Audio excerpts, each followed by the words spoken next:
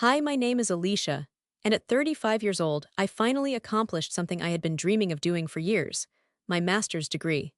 It took 5 years of night school, full-time work, and raising two children to reach this moment, and the day I had worked so hard for was finally here. But as I crossed that stage, diploma in hand, I should have been basking in the glory of my triumph. All I could consider instead were the 5 empty chairs in the audience, chairs that were reserved for my family, who could not be troubled to show up. I was amidst graduates who were rejoicing over their accomplishment, and I was feeling so utterly alone. I had earned that degree, and it meant a lot to me. But to them, it was apparently nothing. And when I thought that the worst was behind me, my phone buzzed with an SOS text from my husband. If you've been betrayed by the people who should have had your back the most, hit that like button and leave a comment. Let me know where you're watching from, and if you haven't already, please subscribe. You're not alone. This community knows that family disappointment can wound more than anything else. Let me backtrack a little. I was married to Nathan for 12 years. He's a 37-year-old software engineer who had a good job at a tech company in Seattle. We had two kids: Ethan, our 14-year-old son, who was at the phase where parents are just embarrassing, and Sophia, our 11-year-old daughter, who was diving into her own social life. We had a modest 4-bedroom suburban house. Nothing elaborate, but cozy, with sufficient space for our small family and a little backyard where the kids could play when the weather was good. I worked at Franklin Financial Services, an investment firm where I'd been a financial analyst for almost 9 years. It was a stressful job, often taking more than 50 hours a week, especially during tax season. I was good at it, detail-oriented with numbers, patient with clients, but I was consistently overlooked for promotions. My male colleagues, some with fewer years of experience, kept getting the promotions that I deserved. At each performance review, I received the same criticism from my boss. You need more credentials. A bachelor's degree in finance is great, but it's not enough anymore. You need a master's if you want to move up to senior management. After being passed over for promotions several times, I finally hit my breaking point. I was going to get that MBA, no matter what it took. The downtown university offered night courses, perfect for someone like me who had a full-time job and a family. It was going to take 5 years of part-time study, but I figured it would be worth it. What I didn't fully grasp was how tough that schedule would be. Each day began at 5:30 a.m., getting breakfast and making lunches for the kids. Then an 8-hour working day, and dashing off to class 3 nights a week from 6 to 9 p.m. I was tired when I arrived home, to have nothing but dishes in the sink and homework to review. Weekends were no different. While Nathan took the children to their soccer games or birthday parties, I sat isolated in our home office for hours, completing catch-up schoolwork. It wasn't simple. I recall Ethan overhearing me talking to Nathan about my studies and saying, "Mom's always studying. She never has time for us anymore." That stung, but I brushed it off. This was short-term. It was all for our future. After I finished my degree and got that promotion, we'd have the financial stability we dreamed of, maybe even enough for the Disney World vacation the children had been clamoring for. Yet there was another dimension to this battle: my connection with my brother, Derek. 3 years my senior, he was always the golden boy in our family. Derek had a prosperous real estate company, a beautiful waterfront house, and, as a childless bachelor, the ability to travel and pursue interests such as sailing and wine collecting. Our parents, who lived in California, never made any effort to hide that they preferred him. They would abandon everything to help him remodel his kitchen, but make excuses when I needed someone to watch the children for me while I had my final exams. My mother actually told me once, "Your brother is just more fun to be around. You are always so serious, preoccupied with your responsibilities." It was difficult, but I wasn't going to allow it to set me back. I kept pushing through school, writing papers at midnight, studying flashcards during my lunch hour, and skipping vacations simply to get ahead. If friends invited us to go out, I usually said no because I knew that every minute counted. Nathan was supportive in the start, picking up more duties around the house, encouraging me when I wanted to quit. But over the years, things started to change. Nathan began to get frustrated. "How much longer is this going to take?" he'd ask. "The kids barely see you anymore." But I kept at it. One more year, one more month, one more class. By the time graduation came around, our marriage was strained. We still loved each other, but the gap between us had grown. Nathan had formed his own traditions, was hanging out with the kids more, and even started taking them to see his parents without me. It had gotten to a point where they were functioning without me, and I was okay with that. That's why graduation meant the world to me. It wasn't just the degree or the career opportunities it would unlock. It was about showing my family that all of my sacrifices, all of those sleepless nights, had been worth it. I wanted them to see me walk across that stage, to be proud of their mother. I wanted them to know that women could pursue education at any stage of life. When I graduate, I told Nathan 6 months before the ceremony, I want everyone to be there. You, the kids, my parents, even my sister Melissa from Phoenix. This will be a great day for all of us. He smiled, gave my hand a squeeze, and said, Of course, babe, we wouldn't miss it for the world. As commencement drew near, I received an email from the university detailing the ceremony, including the number of guest tickets each graduate was allotted. Naturally, I ordered the maximum, 6 tickets. One for Nathan, one for Ethan, one for Sophia, and one for my mom, my dad, and my sister, Melissa. I phoned my parents in California to inform them that the big day was soon arriving, and they said they would try to put it down in their calendars. We'll do our best to be there, sweetie, my mom replied, her voice already assuming the tone of a person with several priorities to juggle. But I remained optimistic. This was my graduation, after all, and surely they would make it a priority. Next, I phoned my sister Melissa, who lived in Phoenix with her husband and 3 kids. She was really excited for me as opposed to my parents. I'm so proud of you, sis, she told me. You're working a full-time job, raising kids, and obtaining a master's degree. You're a superwoman. I'll book my flight next week. Having her support on board, I felt somewhat relieved.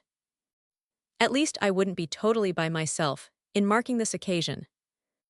With the family presence apparently locked down, I shifted my attention to the festivities. I scouted out local eateries, searching for a restaurant that could seat us all for dinner. After some search effort, I discovered an excellent Italian restaurant named Bassimo, well-reviewed and ideal for the festivities. It didn't come cheap, almost $300 for the booking, but I was resolved to make this a special day. I paid the deposit without delay.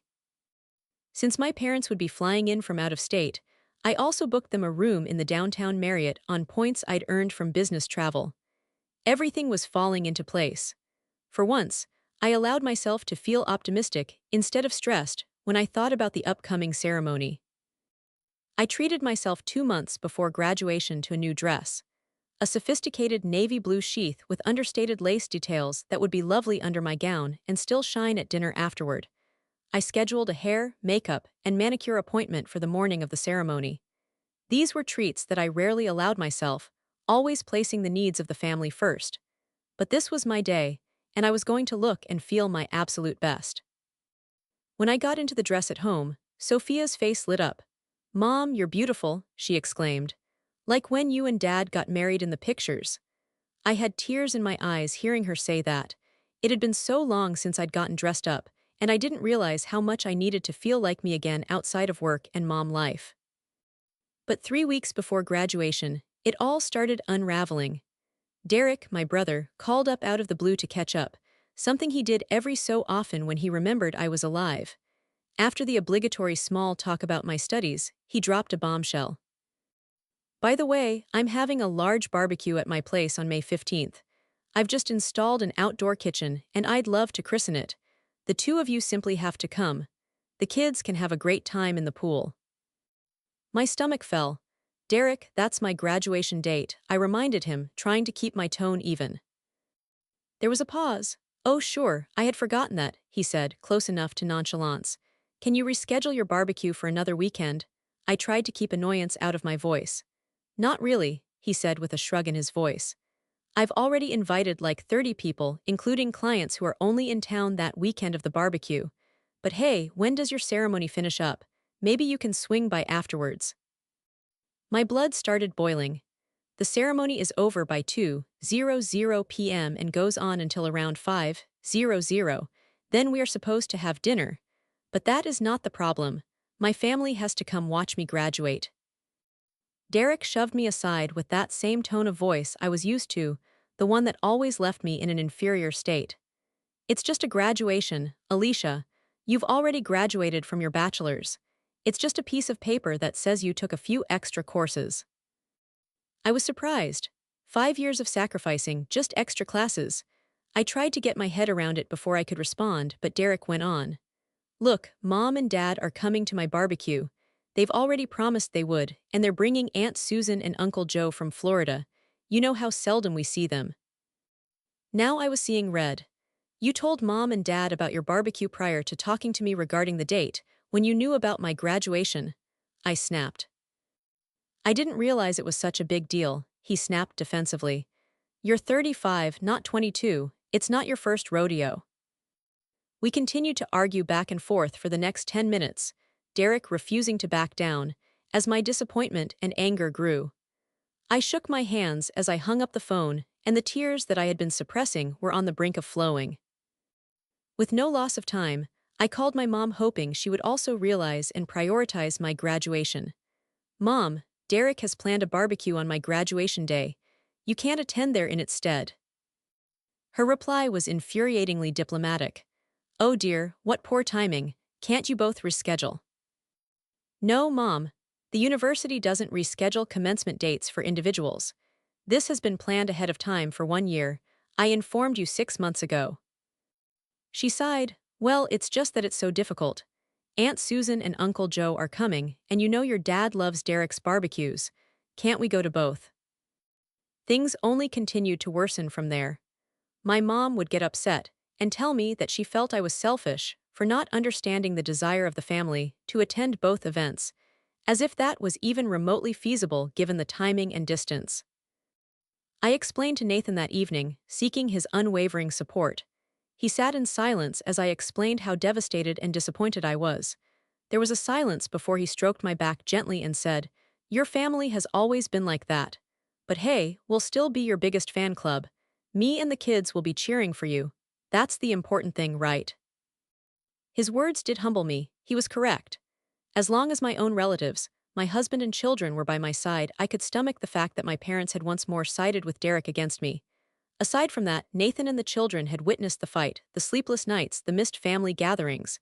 They knew very well what this win meant to me. Promise me, you three will be there, I said, staring Nathan directly in the eye and desperately hoping his words would mean something. Don't worry, Alicia, he told me, kissing my forehead. Nothing would ever separate us. I so desperately wished to believe in him. Graduation day broke with a flurry of last-minute preparations. I picked up my cap and gown from the university bookstore, laying them elegantly across our bedroom bed.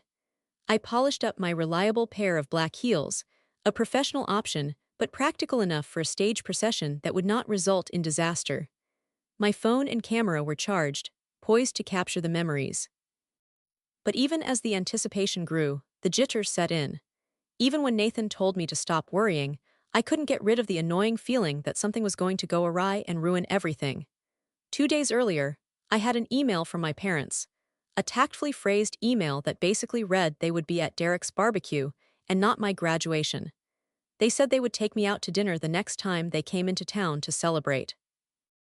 I'm sitting here looking at the email for a second before realizing I must delete it, my heart sinking. Then, just as I was getting used to the possibility of it, Melissa called with bad news of her own. Her youngest had contracted chickenpox, making traveling out of the question. It was a difficult day. I'm so sorry, I really wished I could have been there, she said to me. I knew, but that did not stop the feeling of abandonment creeping in. At least I still have you three, I said to Nathan while we were preparing dinner, trying to be myself. He nodded, but I could tell he wasn't with me. He was texting on his phone, scrolling mindlessly. It wasn't until my phone rang that I realized something was amiss. It was my mother. Alicia, I just wanted to check, are the kids still visiting tomorrow? He's going to have games for all the children, and Sophia and Ethan can come over. I almost dropped the pot of pasta I was draining. What? I cried, attempting to suppress my amazement. No, Mom, the kids are coming to my graduation with Nathan. She sounded confused. But Derek said Nathan said he'd bring them to the barbecue. He has games and a lifeguard for the pool. They'd have much more fun there than enduring a long ceremony. My hands trembled as I placed the pot on the counter and moved back from the stove. My heart pounded in my chest as I observed Nathan, now focused on chopping vegetables, keeping his distance from me with resolve. "Mom, I have to go," I said abruptly, slamming down. The air between Nathan and me was heavy as I tried to process what had just happened. I finally spoke up. "Nathan, why is your mother thinking that you and the children are going to Derek's barbecue tomorrow?" He refused to speak to me. "I might have said to Derek that the kids asked about the party," he growled. "They heard about the games and the pool from their cousins. You said you were going to bring them without even talking to me about it," I demanded, my frustration tight in my chest. Nathan finally glanced up at me, his face a combination of guilt and attitude. "Alicia, come on. The ceremony is sitting there for 3 hours listening to hundreds of names. The kids will be bored to tears." I could feel the anger building up within me. So instead of learning the importance of sticking with family and enjoying success, you're learning that enjoying yourself first is more crucial. Nathan sighed, looking tired.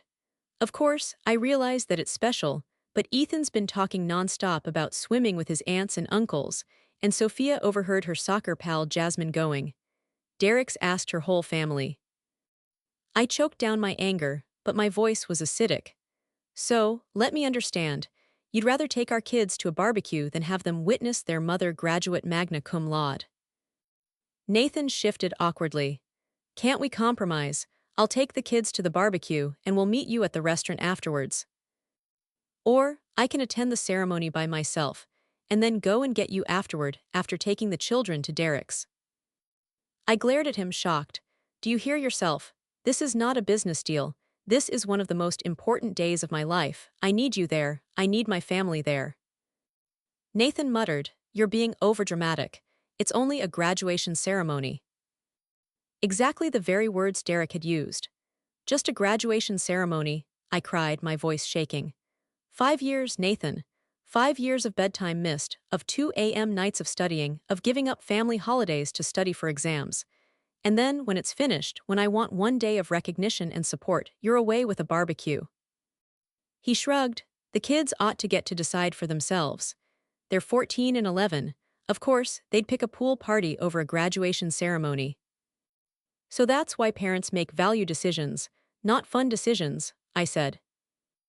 By then, the fight had come to a boil, and Ethan and Sophia had come down. They had obviously overheard, and when they found out what we were arguing over, they took their father's side. Ethan, with characteristic teenage swagger, stated that nerds were only interested in graduation formalities. Sophia cried and asked me why I was attempting to spoil their party. I retired to bed that night without dinner, so upset I couldn't even eat. Nathan slept on the couch, a sight I hadn't witnessed in years. I lay there, eyes open wide, staring at the ceiling, wondering how we had arrived at this point.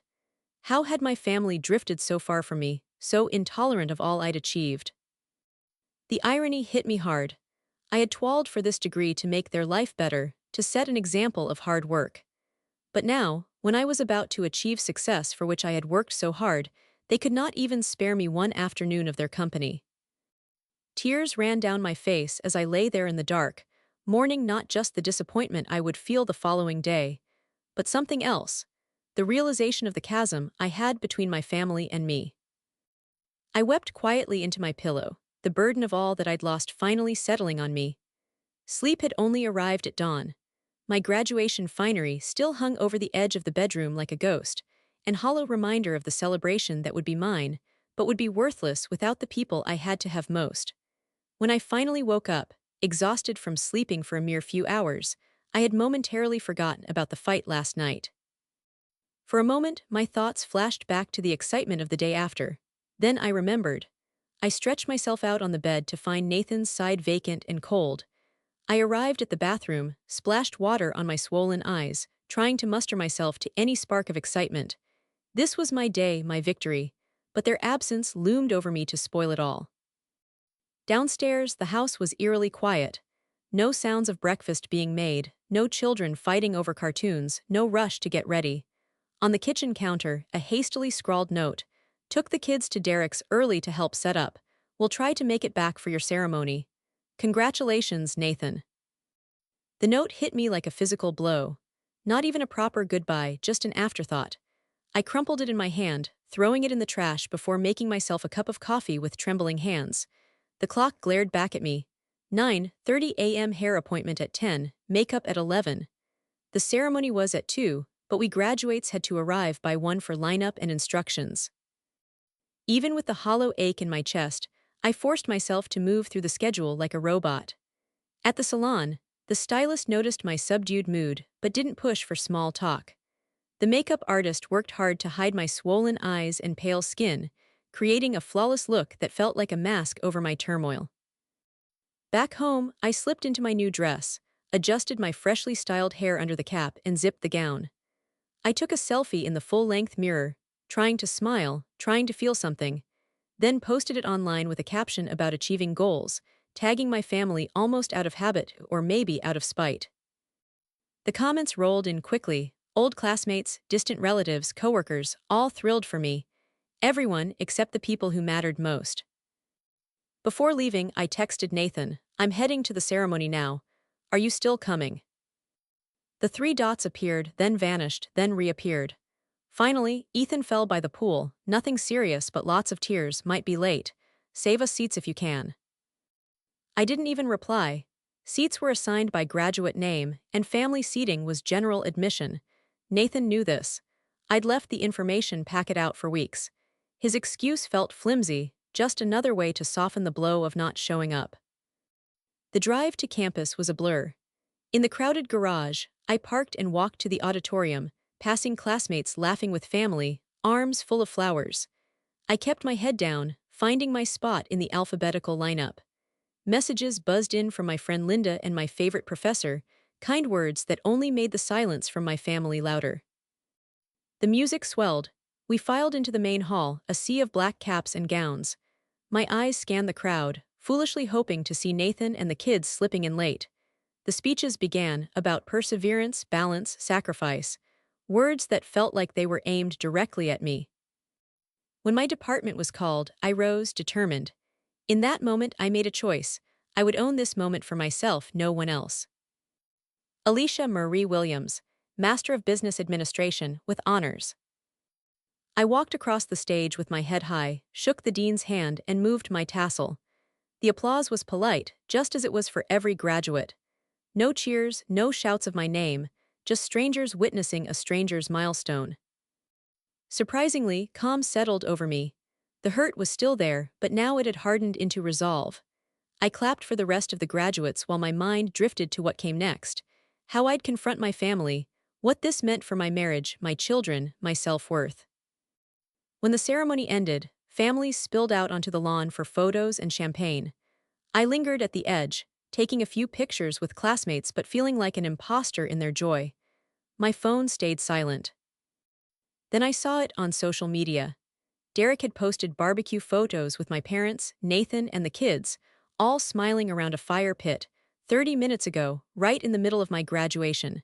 Something inside me cracked.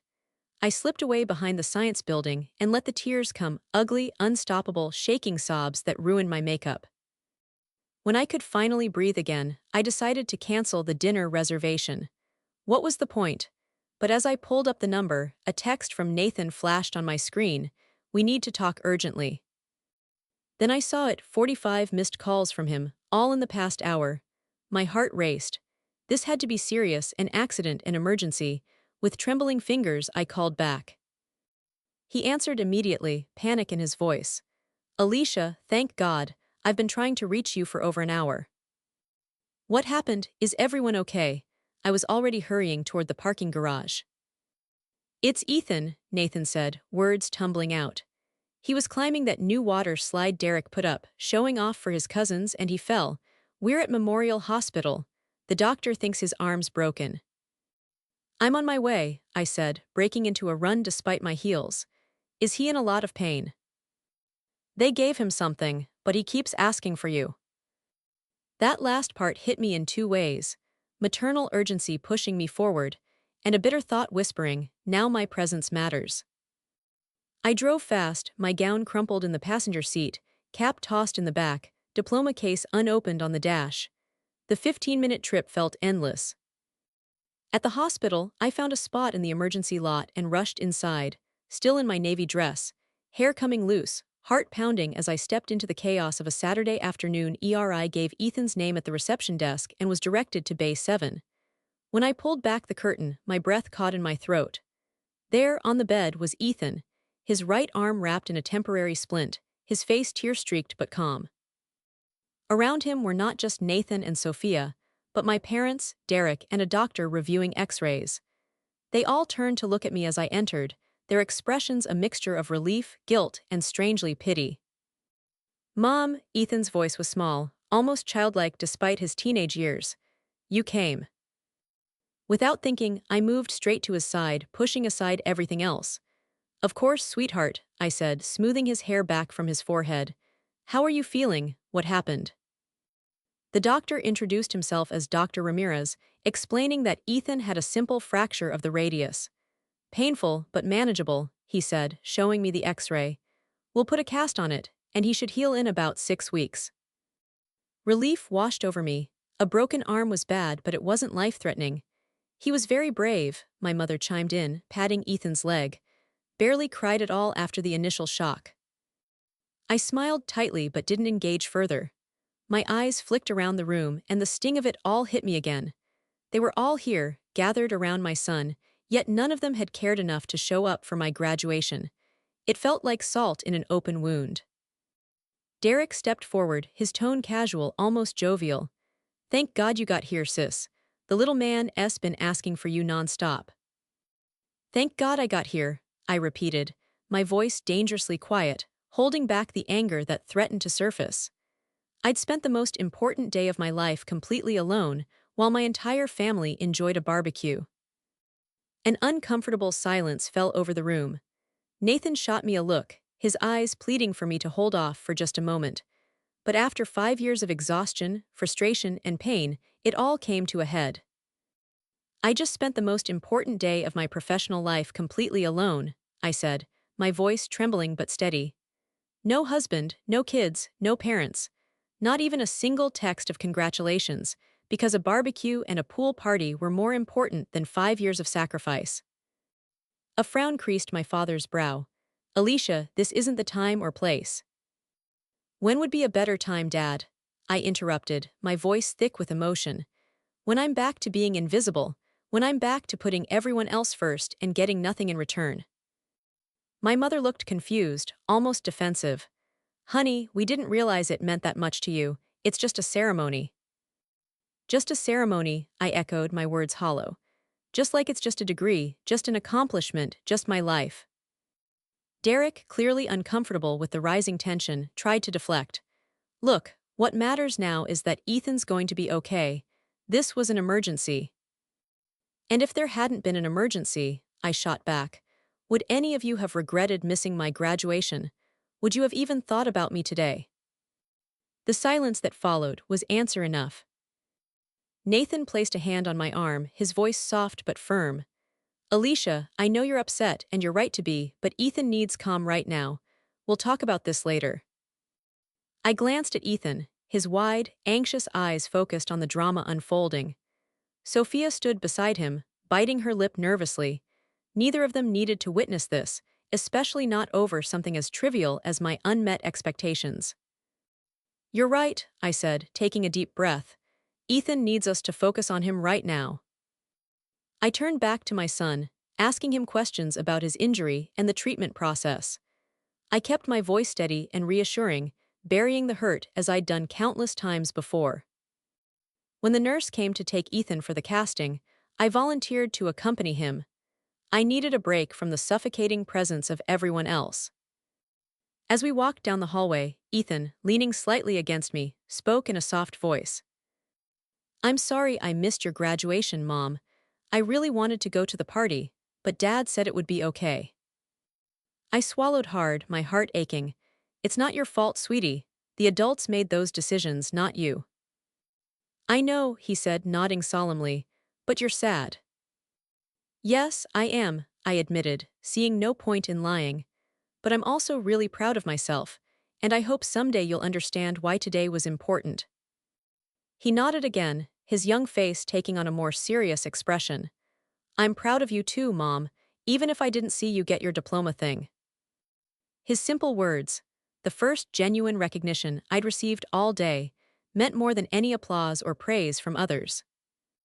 After Ethan's arm was cast, we returned to Bay 7, only to find it empty except for Nathan, who explained that my parents and Derek had gone to the cafeteria for coffee. Sophia had tagged along, apparently more interested in vending machine snacks than her brother's injury. The doctor says we can take him home, Nathan said, handing me the discharge papers. We need to fill his prescription for pain meds. I nodded mechanically, still in mom mode, focused on Ethan's needs above everything else.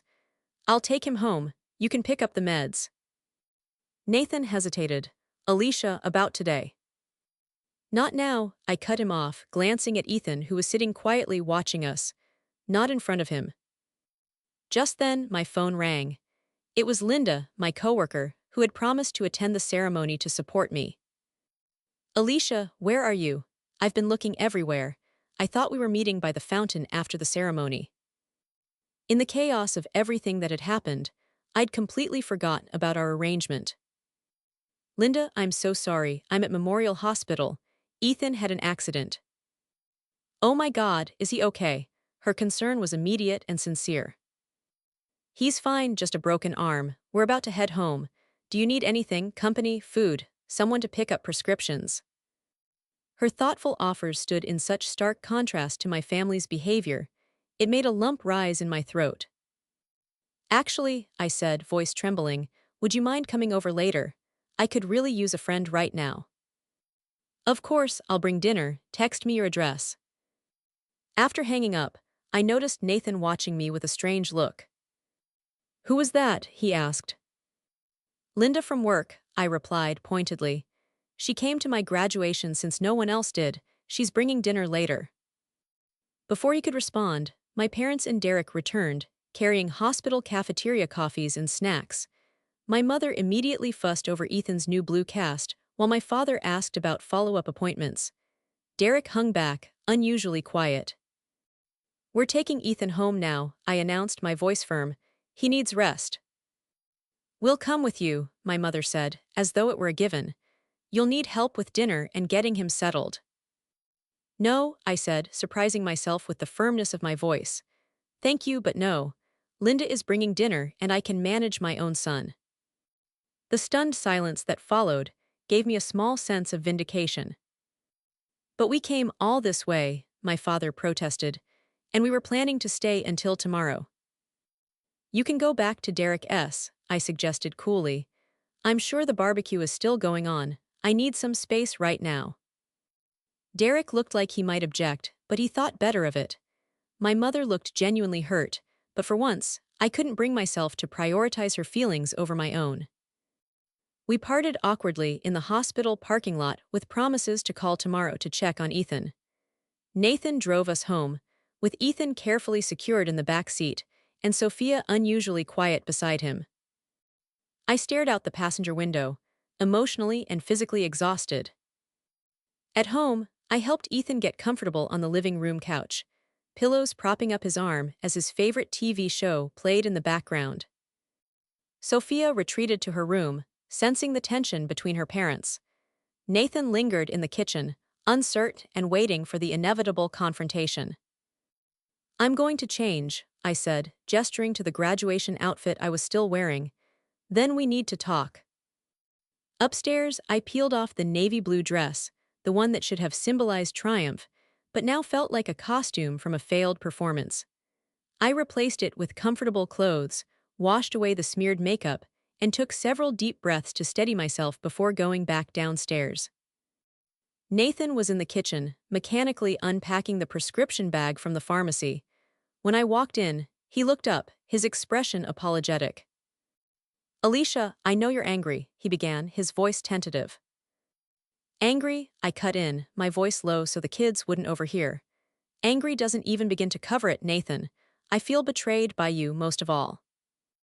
He had the decency to look ashamed. I made a mistake, he said quietly. I thought the kids would have more fun at the barbecue, and I didn't realize how important the ceremony was to you. How could you not realize? I snapped. I've been talking about this for months. I specifically asked you to promise you'd be there, all of you. I know, and I'm sorry, Nathan replied, his voice softening. When Derek invited us, the kids got so excited, and it seemed like a harmless compromise at the time. A compromise implies both parties agree, I retorted bitterly. You made a unilateral decision to prioritize fun over supporting me. Nathan leaned against the counter, running a hand through his hair in frustration.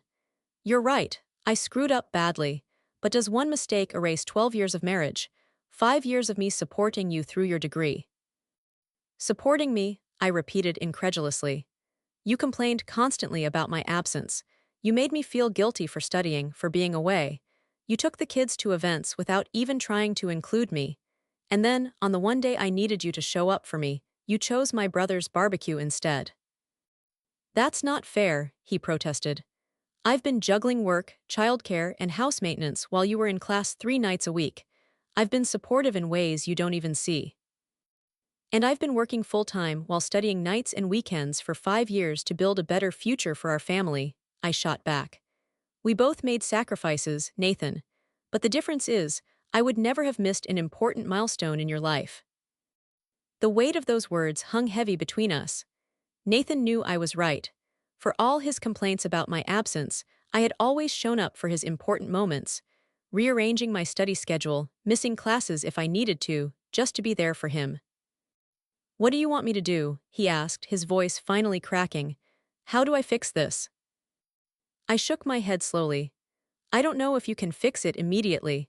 I need time to think about what this means for us, about whether I can trust you to value me and my accomplishments.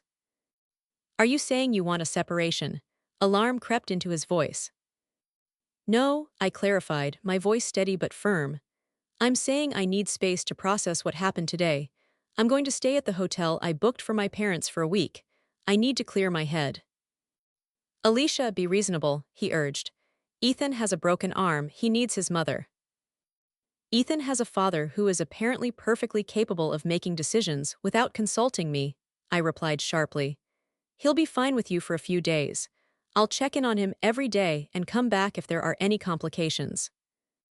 Nathan looked like he wanted to argue further but realized, for once, he was in no position to deny me this request.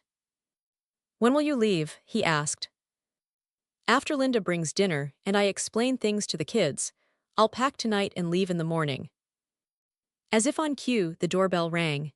It was Linda carrying dinner as promised, and unexpectedly, a graduation gift. A beautiful leather portfolio embossed with my initials, along with a card signed by several coworkers. We're so proud of you, she said, pulling me into a tight hug. You worked so hard for this. Her simple acknowledgement brought fresh tears to my eyes. This was all I had wanted from my family, the recognition of my achievement, the validation I had been seeking for so long. After dinner, while Linda helped Nathan clear the dishes, I sat down with both children to explain my temporary absence. I reassured Ethan that I would check on him every day and that I wasn't leaving because of his accident. I just need some quiet time to think, I explained. Sometimes adults need space, just like you do when you get overwhelmed. Sophia, more perceptive than I had given her credit for, asked directly, Is this because we missed your graduation? Partly, I admitted, my voice quiet but honest. I was very hurt by that, but this is more about me needing to figure out what I want going forward. It's not a punishment for anyone, it's just something I need. To my surprise, both children accepted this explanation with minimal protest. Maybe they sensed the depth of my hurt, or perhaps they were simply exhausted by the day's events. Either way, they hugged me extra tight when they said goodnight, as if already missing me. The next morning, I packed a small suitcase and drove to the downtown hotel where I had originally booked a room for my parents. The irony was not lost on me. As I settled into the quiet space, I felt a strange mix of grief and liberation. For the first time in years, I had put my own needs first. The guilt I had expected to feel was oddly absent, replaced instead by a newfound sense of self-respect. Over the next few days, I received a flurry of apologetic texts and calls. My parents left a tearful voicemail admitting they had been thoughtless. Derek sent an elaborate flower arrangement to the hotel, accompanied by a card acknowledging his selfishness. Nathan called every evening, his tone increasingly desperate as he realized I was serious about this time apart. I spent the week reflecting on my relationships, my career goals, and what I wanted from the next phase of my life. I visited Ethan daily, bringing him small gifts and helping him adapt to one-armed living. I had lunch with Sophia at her school, reassuring her that family challenges were normal and resolvable. I also spoke with my boss about the senior analyst position that had been unofficially offered to me upon completing my degree. By the end of the week, I had reached several important conclusions. My family's behavior had revealed a painful truth about how they valued my contributions and aspirations, but it had also given me clarity about my own worth and the boundaries I needed to set moving forward. When I finally returned home, I felt a sense of purpose I hadn't experienced in years. The time alone had been transformative, allowing me to process my hurt without the constant pressure to forgive prematurely for the sake of family harmony. Nathan was waiting for me on the front porch when I arrived, a tentative smile on his face. He helped me carry my suitcase inside, and I noticed the house was unusually clean and orderly. Later, I learned he had hired a cleaning service, a gesture that, at least in part, acknowledged how much domestic labor I typically shouldered alongside everything else. "The kids are at school," Nathan said, his voice cautious. "I thought we should talk privately first." We sat at the kitchen table, the same one where we had shared countless family meals and homework sessions. The familiar setting felt starkly different now, underscoring just how much had changed in just 1 week. "I've been thinking a lot about us," Nathan began. "About how I've taken you for granted, about how I failed to support you when it mattered most." I nodded, appreciating his directness. "I've been thinking too," I said, "about what I need from this marriage going forward." "Tell me," he said, his voice soft but sincere. And for the first time in years, he seemed genuinely ready to listen. I realized something powerful that day. I wasn't just asking for recognition. I was asking for respect.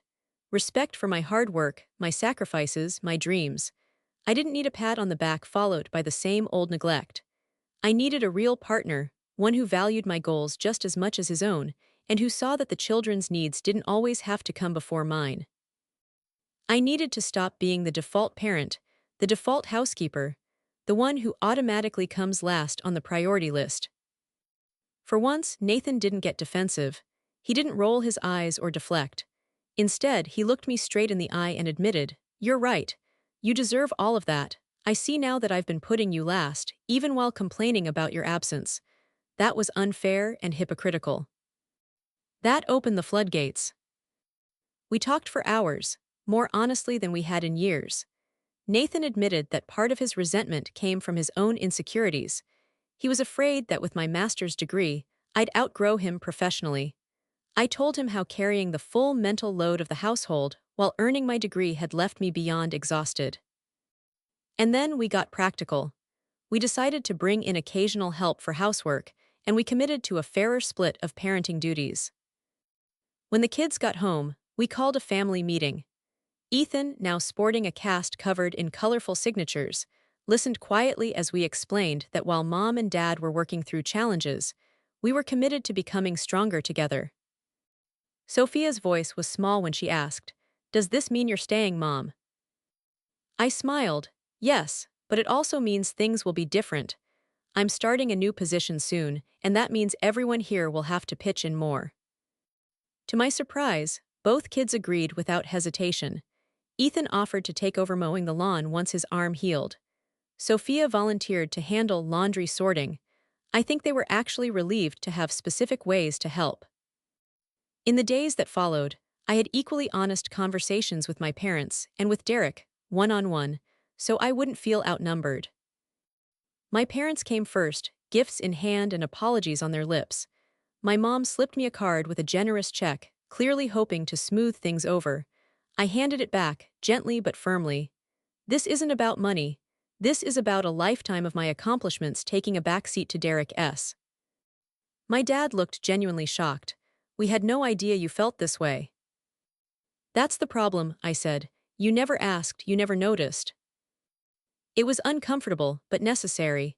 I didn't want tears or dramatic promises, just a commitment that I wouldn't be treated as the family afterthought anymore. No more last-minute cancellations. No more acting like my milestones were optional. Derek's visit was eye-opening. Without our parents there to soften things, he had to face it directly. "I never meant to overshadow you," he insisted. "Intent doesn't erase impact," I replied. "Your barbecue could have been any weekend, but you chose my graduation day, and then you refused to change it." To his credit, Derek didn't make excuses. "You're right, I've been selfish. I guess I've gotten used to being the center of attention in this family." We didn't magically fix decades of family dynamics that afternoon, but we took a real step forward. Over the next few weeks, small but powerful changes started to show. Ethan's arm healed, reminding me that recovery from injury or hurt is always possible. My promotion to senior analyst came through, complete with a raise and a private office. We hired a weekly cleaning service, which lifted a huge weight off my shoulders. Nathan stepped up not just in chores, but in publicly celebrating my wins. The kids noticed. They started expressing more appreciation for what I do, both at work and at home. And then, a month after graduation, something happened I didn't expect. Derek threw a small surprise party just for me, no competing events, no distractions. He invited close friends, ordered a cake in my school colors, and even gave a heartfelt speech about my determination and intelligence. My parents showed up with a framed professional photo of me in my cap and gown, something they'd commissioned from the university photographer.